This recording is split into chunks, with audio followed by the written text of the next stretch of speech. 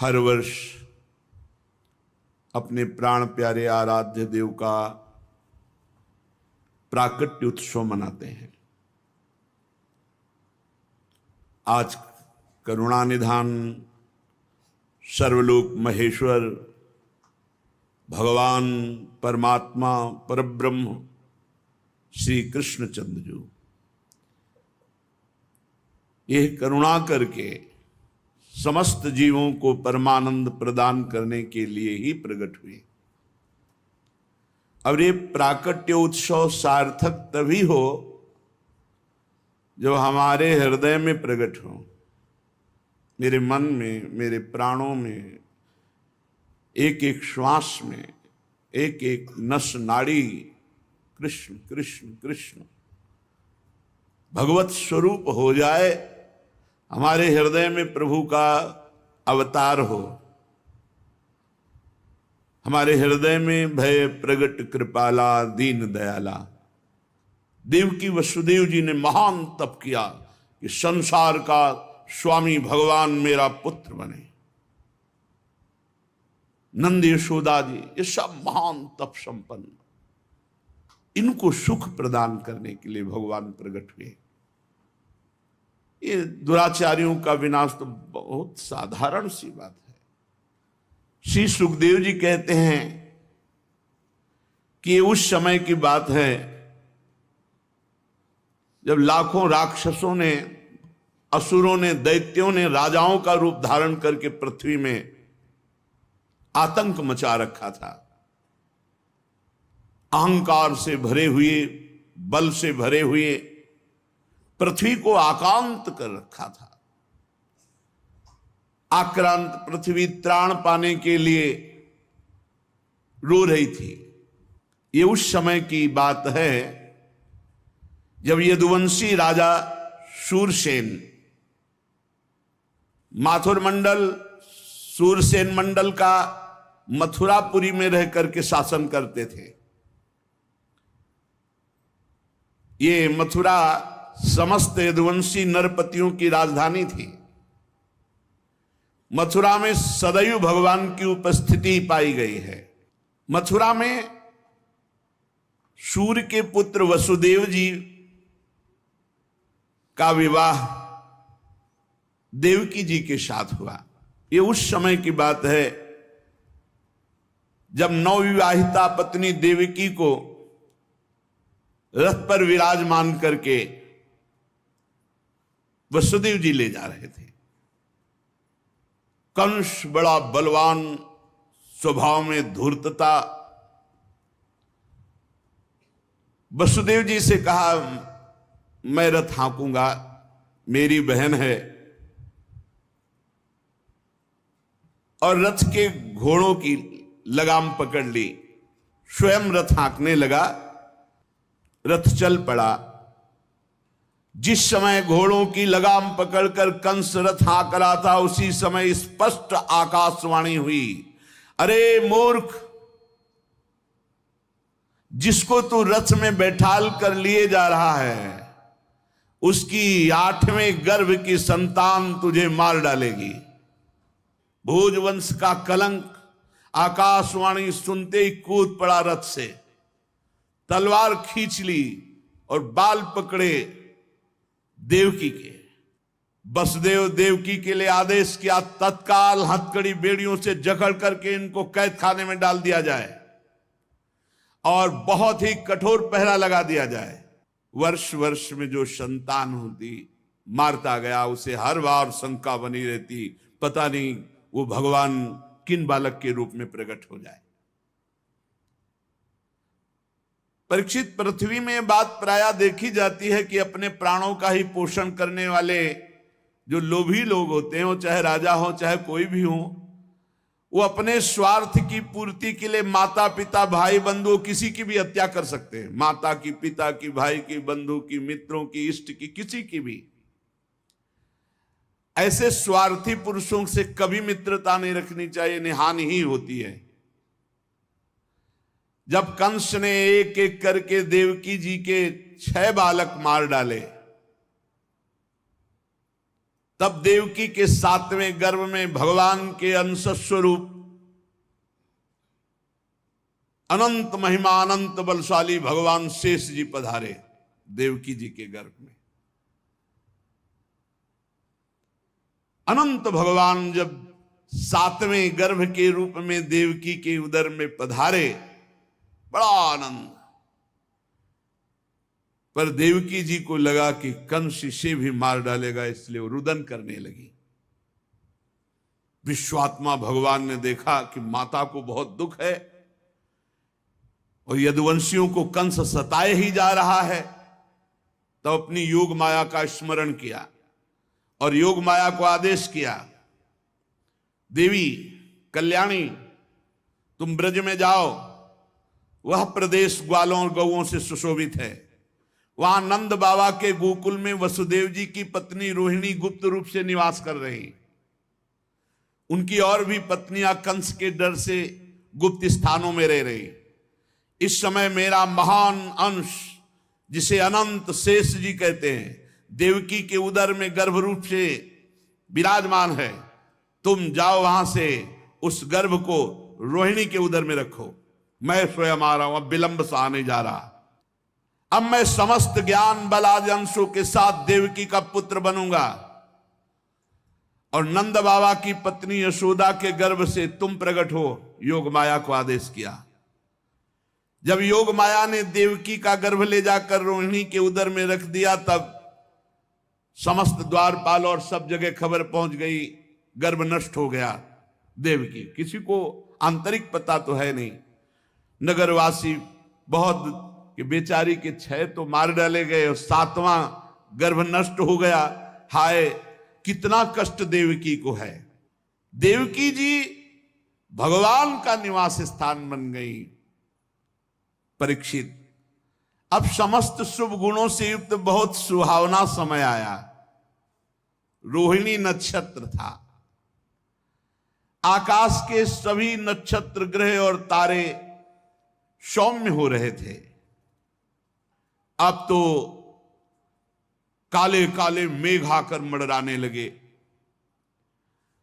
और धीरे धीरे गर्जना करते हैं। भारी वर्षा प्रारंभ। जन्म मृत्यु के चक्र से छुड़ाने वाले जनार्दन भगवान का अवतार समय निशीत रात के 12 बजे।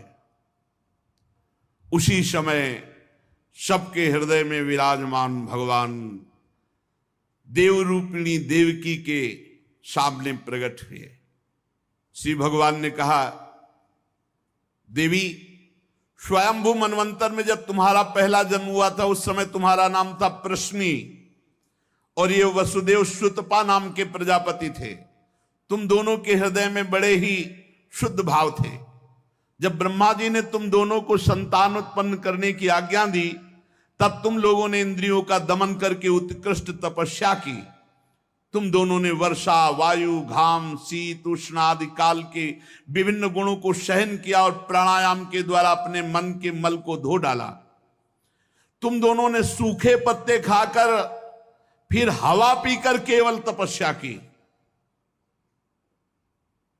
अभीष्ट वर प्राप्त करने की इच्छा से मेरी आराधना की। कितना कठिन तप। मुझ में चित्त लगाकर ऐसा परम दुष्कर घोर तप करते हुए देवताओं के 12,000 वर्ष व्यतीत हो गए। पुण्यमयी देवी, उस समय में तुम दोनों पर प्रसन्न हुआ, क्योंकि तुम दोनों तपस्या, श्रद्धा, प्रेममयी भक्ति से अपने हृदय में नित्य निरंतर मेरी भावना की थी।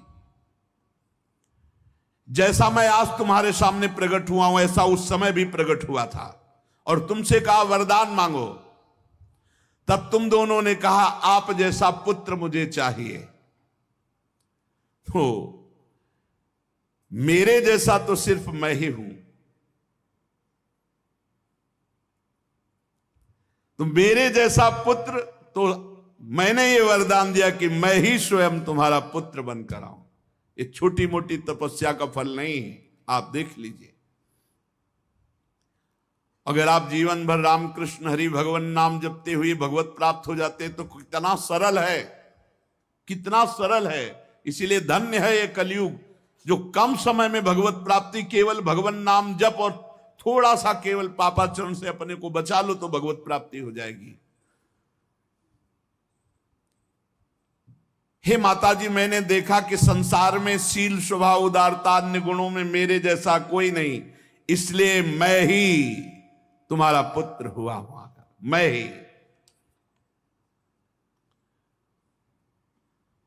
प्रश्निगर्भ से, वामन रूप से, और इस समय तुम देवकी वसुदेव हुए तो वासुदेव के रूप से। एक बार मैं वचन बोलता हूं उसे 3 बार पूरा करता हूं, यह भगवान का नियम। मेरी वाणी त्रिकाल सत्य है। एक बार तुमने मांगा पुत्र तो प्रश्निगर्भ, वामन रूप और इस समय वासुदेव रूप, कश्यप आदित्य के रूप में वामन रूप। और मैंने ये रूप इसलिए प्रकट किया कि जब मैं अवतार लेकर मनुष्य शरीर में लीला करूंगा तो मुझे पहचान पाना बहुत कठिन है। इसलिए तुम लोग ध्यान रखना मैं कौन हूं। ये खास बात, एक खास बात, ध्यान देने योग्य बात है। भगवान कह रहे हैं कि तुम दोनों मेरे प्रति पुत्र भाव और निरंतर ब्रह्म भाव रखना। युवाम माम पुत्र भावेन ब्रह्म भावेन चाचकृत चिंतयंतो कृत स्नेहो या से थे मदगतिम पराम, तब तुम मेरे परम पद को प्राप्त होगी। चिंतनीय कौन है गोपाल जी, कौन है लाल जी? कह रहे तुम मेरे प्रति पुत्र भाव और निरंतर ब्रह्म भाव, इस प्रकार के चिंतन द्वारा तुम मेरे पद को, मेरे प्रिया प्रीतम है कौन? देखो हित सजनी जो नहीं कह रहे, जैसे हित हरिवंश करत अपनो जस प्रगट अखिल ब्रह्मांडन, अखिल ब्रह्मांड के अधिपति हैं। पर ब्रह्म परमात्मा तत्व की उपासना हो रही। हमारा भाव है कि वो हमारे यार हैं, हमारे मित्र हैं, हमारे पति हैं, हमारे पुत्र हैं, हमारे स्वामी हैं, जो भाव रख सके, लेकिन है कौन? इसीलिए शांत भाव है। शांत भाव में पूर्ण तत्व ज्ञान हो जाता है। भगवान इतना कहकर चुप हो गए और अपनी योग माया से देखते देखते छोटे शिशु के रूप में नीलमणि वसुदेव जी ने देखा कि भगवान तो बाल रूप हो गया। अब तो और डर लगा, कहीं कंस को पता चल गया और तलवार लिए हुए आवे, कुछ अमंगल करे। बहुत घबरा गए और भगवान ने कहा कि मुझे गोकुल पहुंचाओ, नंद बाबा के यहां सुधा मैया के पार्श्व में सुला के आओ। मुझे तुम्हें डर लग रहा है, मैं मारूंगा इसे, पर अभी मुझे पहुंचाओ वहां।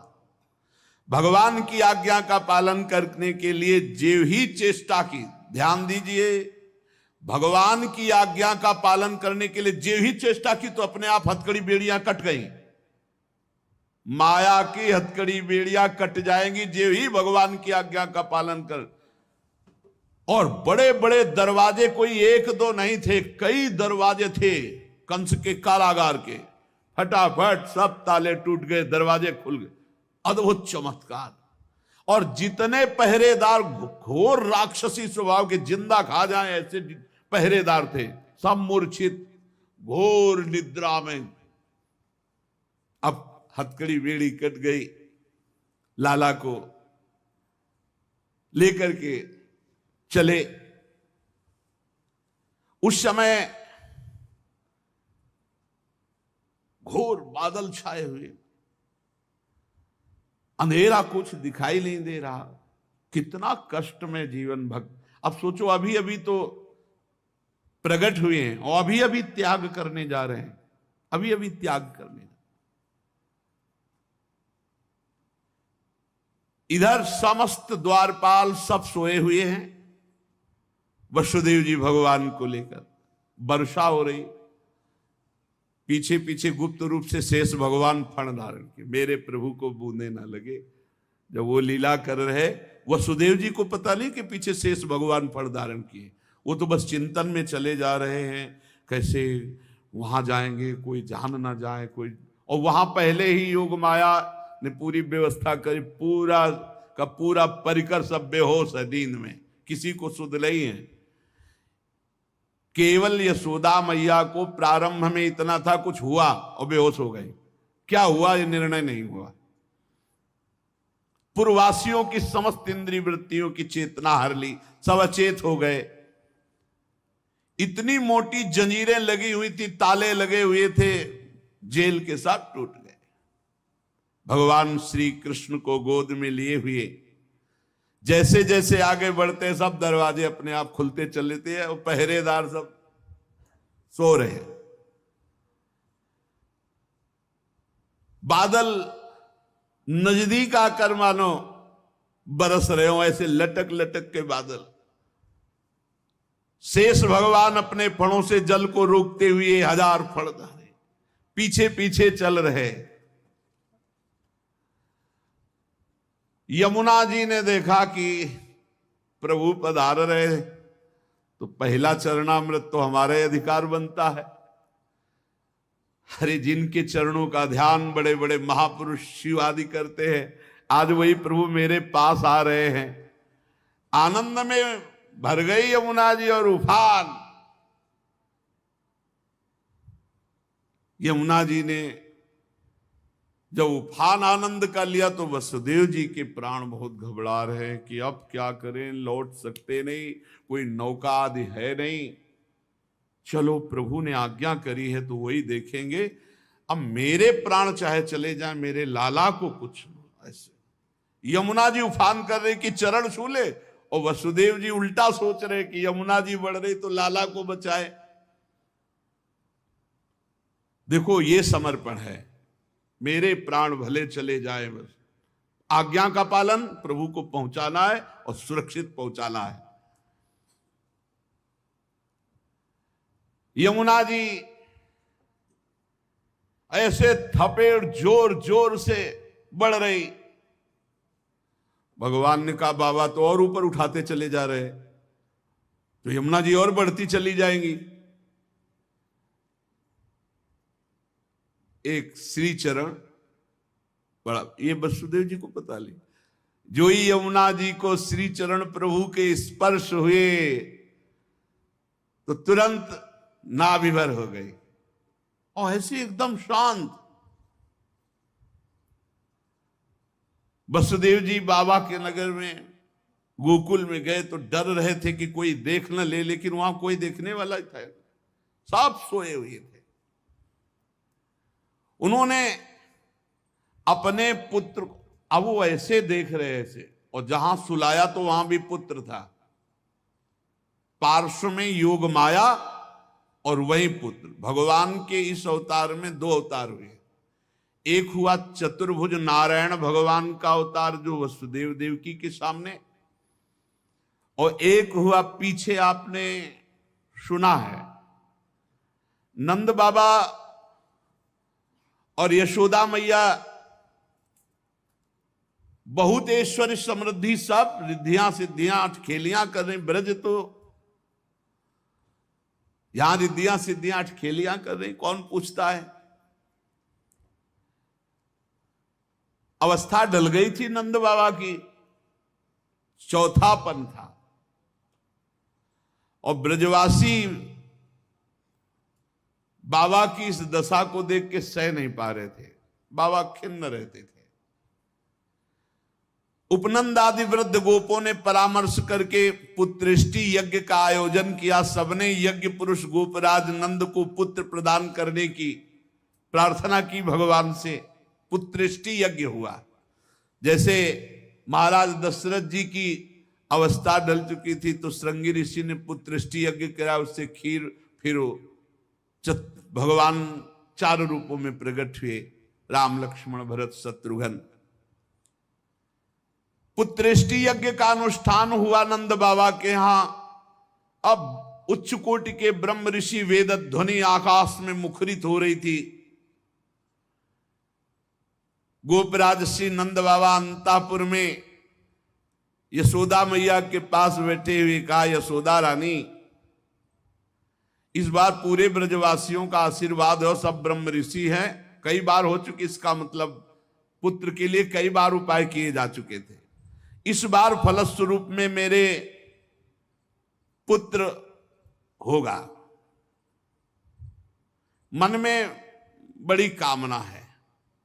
मेरा विश्वास है ये जो यज्ञ हो रही, चूंकि ब्रजवासियों का आशीर्वाद है और ब्रह्म ऋषि जन बड़े महिमाशाली हैं, पर मेरे मन में एक उदासी छा जाती कि कर्म से ऐसा पुत्र नहीं होगा जैसा मैंने एक स्वप्न देखा है। ये कर्म जनित तो नहीं हो सकता। यज्ञादि कर्मों के सभी फल चंचल हैं और मैंने जो पुत्र देखा है वो अचल है, अविनाशी है। बड़ी आशा, पर लगता है मेरी दुराशा है क्या। वो कर्म फल से तो नहीं प्राप्त हो सकता जैसे मैंने देखा है। मैंने एक स्वप्न देखा जो आज तक तुमसे नहीं बताया, यशोदा रानी से कहा। भगवान नारायण भी उतने सुंदर नहीं जैसा वो बालक सुंदर मुझे स्वप्न में दिखाई दिया। मुझे ऐसा लगता है कि त्रिभुवन में कोई है नहीं सुंदर। एक बार जिसके हृदय में वो प्रकट हुआ उसको कोई आकर्षित कर सके ऐसा त्रिभुवन में नहीं। ब्रजराज की बात सुनकर यशोदा रानी ने कहा, सच्ची तुमने स्वप्न में देखा है? बोले हाँ। बोले मैंने तो बताया नहीं, मैंने भी स्वप्न में देखा है। क्या? बोले मैं नित्य सहधर्मिणी हूं, तुम्हारी सुख दुख की नित्य संगिनी हूं, मैं तुमसे क्या छिपाऊं। जैसे बालक की बात कर रहे हो ना, हमने तो इसलिए नहीं बताया कि आप कहोगे कि तुम्हारा पागलपन है। बिल्कुल वैसे ही मैंने देखा है। श्यामश्चंचल चारु दीर्घ नयनो बालस्तवांक स्थले दुग्धोद्गारि पयोधरे स्फुटमसौ क्रीडन मया लोक्यते स्वप्नस्तत्किमुजागरः किमथ वेत्ते तन्न निश्चीयते सत्यम ब्रूहि सधर्मिणी स्फुरति किम सोयम तवाप्यंतरे। बाबा ने कहा मैंने भी देखा। दिव्याति दिव्य नीलमणि सदस्य श्याम सुंदर वर्ण एक बालक तुम्हारे गोद में दुग्ध पान कर रहा है, जो चंचल नेत्र मनोहर विशाल भाल तुम्हारी गोद में स्थित देखा, वो तुम्हारा पयोधर पान कर रहा है।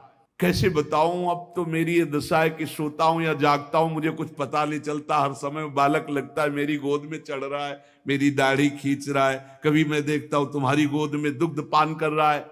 यशोदा मैया आनंद विवल के कहने लगी, ब्रजराज ऐसा ही, ऐसा मैंने भी देखा है, ऐसा ही देखा है। वो तुम्हारे तोंद पर चढ़े खेल रहा, मैंने देखा है ऐसा। सत्य सत्य सत्य कहती हूं, मैंने देखा मैंने कि उसे स्तन पान करा रही हूं, पर संकोचवश नहीं बताया कहां वो दिव्य बालक और कहां मैं। ब्रजराज नंद ने कहा मैंने असंभव समझकर ये बात तुमसे छुपाई थी। यशोदा मैया ने कहा मैंने भी, कि तुम हमारा पागलपन समझोगे। लेकिन ऐसा अगर दोनों के स्वप्न में आया तो जरूर भगवान हमारे स्वप्न को पूरा करेंगे। नारायण जिनकी हम आराधना करते हैं, नारायण सेवानिष्ठ नंद बाबा और यशोदा मैया दोनों तन मन वचन से भगवान श्री हरि की शरण में होकर के द्वादशी दिन यथाविधि व्रत करने का नियम लिया।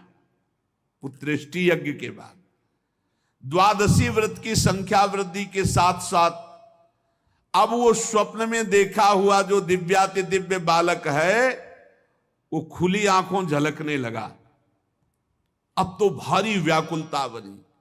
व्रतानुष्ठान सर्वांग पूर्ण संपन्न हुआ तो एक दिन देखा कि स्वप्न में भगवान श्री हरि आए और मधुर वाणी में बोले, नंद यशोदा तुम मुझ में आसक्त और मेरे परम भक्त हो, तुम इतने खिन्न क्यों हो रहे हो? अतसी कुसुम के सदस्य श्याम सुंदर सुकुमार कुमार जो तुम्हारे स्वप्न में जागृत में अनुभूति का विषय बना हुआ है वो मैं हूं। निकुंज विलासी श्री ठाकुर जी ने कहा, जगत में वात्सल्य प्रेम का प्रचार करने के लिए मेरी प्रेरणा से द्रोण और धरा के रूप में तुम स्वर्ग से आविर्भूत हुए हो। कल्पों तपस्या की है मेरी प्राप्ति के लिए, जो ब्रह्मादि के लिए अलभ्य है, सौभाग्य है कि वो तुम्हें प्राप्त हो रहा है। उसी फल का आस्वादन करने के लिए अब तुम तैयार हो जाओ। चिंता मत करो गोपराज, मैं प्रकट होने वाला हूं। समझिए, वहां देवकी वसुदेव के यहां चतुर्भुज भगवान नारायण और यहां निकुंज विलासी श्री ठाकुर जी। श्री यशोदा जी बहुत आनंदित रहने लगी।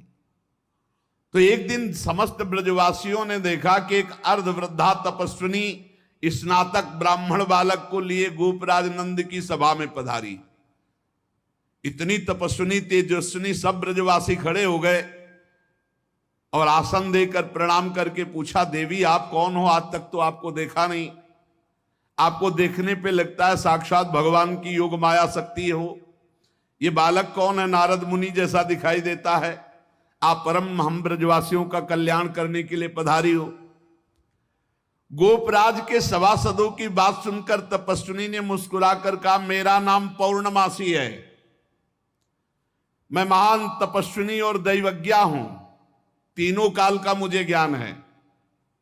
और ये जो बालक है तुमने कहा नारद जी जैसा, इसका नाम मधुमंगल है। ये बालक स्नातक है, इसका दर्शन करके नारद जी का स्मरण होना उचित ही है। ये संपूर्ण वृत्ति नारद जी वाली ही रखता है। तपस्विनी की बात सुनकर गोपराज सभा के सदस्यों ने हाथ जोड़कर पूछा, देवी हम आपकी सेवा करने योग्य बिल्कुल ही नहीं है, इस पर भी आपने हम लोगों पर महती कृपा की। मेरी कुछ समझ में नहीं आ रहा कि आप यहां क्यों पधारी। तो उन्होंने कहा, तुम लोगों को पता नहीं, एक अनिर्वचनीय महासौभाग्य उपस्थित होने वाला है, इसलिए मैं यहां आई हूं। सबके पूछने पर पौर्णमासी ने बताया, तुम लोगों के प्राणाधिक प्रीतम गोपराज नंद के यहां एक पुत्र होने वाला है, जो अखिल जगत को आनंद सिंधु में निमग्न कर देने वाला होगा। पौर्णमासी की बात सुनकर सभी परमानंद में उल्लसित पुलकित गदगद वाणी से कहने लगे, देवी आपके शुभागमन से हमारा ये ब्रज जो है महान तीर्थ हो गया। आपके लिए कृष्णांति के यमुना जी के समीप हम एक पर्णशाला कुटी बना देते हैं। ये बात जब पौर्णमासी जी ने सुना तो उन्होंने कहा, ठीक ठीक, कृष्णांति के अर्थात कृष्ण के समीप, ठीक तुम्हारी बात निकल गई। जो बालक होगा उसका नाम कृष्ण होगा। नंद नंदन के रूप में स्वयं प्रभु पधार रहे। पौर्णमासी देवी कालिंदी तट के समीप पर्णशाला में भगवान के दर्शन की अभिलाषा से निवास करने लगी। पौर्णमासी देवी देवर्षि नारद जी की शिष्या और श्री कृष्ण के आगे जो गुरु बनेंगे संदीपनी जी, उनकी माता हैं। संदीपनी मुनि की माता हैं ये पौर्णमासी देवी। ये महान शक्तिमती थी और श्री कृष्ण की मधुर लीला को सब प्रकार से जानती थी। भगवान की लीला का आनंद बढ़ाने के लिए मस्खरे मनसुखा के रूप में वो मधुमंगल। तो भगवान का जो ऐश्वर्यमय अवतार हुआ वो जेल में, और जो माधुर्यमय अवतार हुआ ये नंद बाबा के यहां। तो जो ऐश्वर्यमय अवतार वापस गया, तो आप देखिएगा अक्रूर जी के साथ अक्रूर जी ने देखा जल में डुबकी लगाकर शेष सैया पर चतुर्भुज नारायण सेन, और हमारे द्विभुज मुरली मनोहर वृंदावनम परित्यज्य पादमेकम न गच्छति, वो कभी यहां से नहीं गए। जो गए तो देखो यहीं से निकलते ही चतुर्भुज हो गए। मथुरा में चतुर्भुज, द्वारिका में हमारे द्विभुज मुरली मनोहर नंद यशोदा के लाड़िले, वो कभी एक कदम ब्रज से बाहर नहीं गए। तो वहां योग माया के द्वारा नंद बाबा को यह पता ही नहीं चला कि हमने लाला में लाला का समर्पण किया। और पार्श्व में देखा, कन्या उठाया और आ गए। जे ही आए तो जैसे जैसे दरवाजे में प्रवेश करते जाते वैसे वैसे जंजीर ताला सब फिट। और जे ही वहां गए और देवकी जी की गोद में उस कन्या को तेवी हथकड़ी बेड़ी जकड़ गई। योग माया के आते ही दरवाजे बंद, हथकड़ी बेड़ी जकड़ गई और पहरेदार जग गए और कन्या जोर जोर से रोने लगी। जो साक्षात भगवती है। पहरेदार भागते हुए गए, कंस से कहा, महाराज 8वीं संतान उत्पन्न हुई। अब तो कंस के होश नहीं, वो तो जैसे पागल हो चुका, बाल बिखरे हुए, कई जगह गिरा, दौड़ता हुआ आया, दरवाजे खोले गए। बड़ी घबराहट है, बाल बिखरे हुए, बड़ा भयानक रूप कंस का। जग गए और पैर पकड़ा और कन्या को हाथ जोड़ रही। देवकी जी ने कहा, भैया मारो मत। आकाशवाणी हुई थी कि पुत्र होगा, ये तो कन्या है, स्त्री जाति है, अभी बच्चा है, आप क्यों मार रहे हो? भैया तुम तो बड़े कृपालु हो, और देखो हमारे कई बच्चे मार डाले तुमने, अब एक कन्या बची, इसे तो दे दो, मैं तुम्हारी छोटी बहन हूं, बहुत दीन हूं। बड़ा प्रार्थना की, लेकिन वो देवकी जी रोती रही, पैर पकड़ करके कन्या को एक चट्टान पर मार। और ये कन्या कोई साधारण कन्या तो थी नहीं, आद्या शक्ति महाभगवती। हाथ से छूट गई और सामने आकाश में देखा तो 8 आयुध, दिव्य माला, वस्त्र, चंदन, मणिमय आभूषणों से विभूषित, धनुष, त्रिशूल, बाण, ढाल, तलवार, शंख, चक्र, गदा। देखा सिद्ध, चारण, गंधर्व, अप्सरा, किन्नर सब स्तुति कर रहे अंबा की। और उस समय देवी ने कहा, ए मूर्ख, तेरी सामर्थ्य नहीं कि तू मुझे मार सके, और तू जिसे सोच रहा है ना कि मैंने मिटा दिया, अरे तेरे मारने वाला पैदा हो चुका है। निर्दोष की हत्या करने वाले, अब तू बच नहीं सकता, कहीं भी भाग के जा, तेरे मारने वाला पैदा। अब कंस के दिमाग में आया कि संतान तो 8वीं पुत्र होनी थी, वो पैदा हो चुका, ये आकाशवाणी झूठ कैसे बोल सकती? तो पैदा तो देवकी के यहां ही होना चाहिए। बड़ा आश्चर्य हुआ। फिर उसने हाथ जोड़ा देवकी वसुदेव जी की, व्यर्थ में हमने आपको कष्ट दिया आकाशवाणी, आप मुझे क्षमा कीजिए, बहनोई जी और बहन जी। और वो उन्होंने कहा कुछ नहीं, वसुदेव जी से कहा कि विधाता भी झूठ बोलता है, आकाशवाणी हुई थी कि 8वां पुत्र होगा, पुत्री कैसे हो गई? मैं बड़ा पापी हूं, मैंने आप दोनों महात्माओं को बड़ा कष्ट दिया। पर वसुदेव जी आपको दुखी नहीं होना चाहिए। जो लोग तत्व को जानते हैं, आत्मा को जानते हैं, वो शरीर के नाश पर दुखी। देखो इनको भी ज्ञान है यार, बड़ा विचित्र है। पर उपदेश कुशल बहु तेरे, राक्षस स्वभाव वालों को भी ज्ञान, ये भी उपदेश दे रहे। वसुदेव जी ये शरीर को जो आत्मा मान बैठते हैं, इसी उल्टी बुद्धि के कारण ये एक दूसरे से बैर और राग द्वेष कर लेते हैं, जन्म मृत्यु को प्राप्त होते हैं।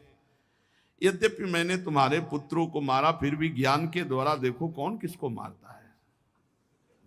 बड़ा सुंदर ज्ञान दे रहे, अभी बताएंगे ठाकुर जी आके तुम्हें कौन किसको मारता है लौट के। ये जो अपने स्वरूप को भूले हुए हैं लोग, इसीलिए मैं मरने वाला हूं, मैं मारता हूं, ऐसा मैं दुख भोग रहा हूं, ये मेरे को दुख देने वाले घोर अज्ञान की बात। कोई किसी को मारता नहीं, कोई किसी को दुख नहीं, जीव अविनाशी है, शरीराभिमान के कारण ऐसा। फिर भी मैं क्षमा चाहता हूं आपसे।